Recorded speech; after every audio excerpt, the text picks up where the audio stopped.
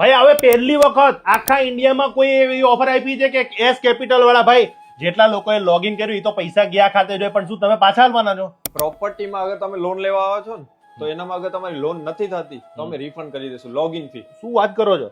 પણ એ તો યાર બેંક વાળા કે જે લેતા હોય એ તો જતી જ રહી ને ભાઈ. ભલે ને લેતા હોય આપડા અહીંયાથી અગર લોન ન થાય તમારા તરફથી તમને રિફંડ. અને ભાઈ બીજી વાત કહી દઉં તમને, આ એસ કેપિટલ વાળા તો છે ને ભાઈ કોઈ આપણે કહેવાય કન્સલ્ટિંગ ચાર્જ લેતા જ નથી ભાઈ. કઈ કન્સલ્ટન્ટ ચાર્જ નથી, બધું તમને જે બેંક ને પે કરવાનું હોય એની પ્રોસેસિંગ ફી એ અમે લઈએ. અને ખાસ તમને કહી દઉં કે આ લોકો લોન માટે જો ને હોટલ ફંડિંગ માટે તો નંબર 1 છે, કારણ કે હોટલ ફંડિંગ તો જબરદસ્ત કરો છો તમે ભાઈ. હોટલ ફંડિંગ જબરદસ્ત કરીએ છીએ ને અત્યારે મોકો છે હોટલ વાળાઓ માટે, કારણ કે ઓલિમ્પિક્સ આવે છે. યસ. ને ઓલરેડી અમારા કેટલા કસ્ટમર છે એનાથી અમે મળી આવ્યા છીએ, બધાને હોટલ એક્સપેન્ડ કરવી છે એટલે હોટલ કેટલી લોન કરી અત્યાર સુધીમાં બોલી જાવ આપણે હોટલ ફંડિંગ માં જ 20 થી 25 કરોડ આપી દીધા છે. ભાઈ અત્યાર સુધીમાં તમને કહી દઉં કે 4 થી 5 હોટલ વાળાને તો ફંડિંગ આપી દીધું છે ઓલરેડી એમનો રેનોવેશન નો કામ ચાલુ થઈ ગયું. અને હા, જો તમારે કદાચ એ લોકોને પૂછવું હોય ઇન્ક્વાયરી તો પણ તમે લોકોને પૂછી શકો કે ભાઈ તમે એ લોકોએ લોન કરી કેવી રીતના કરી.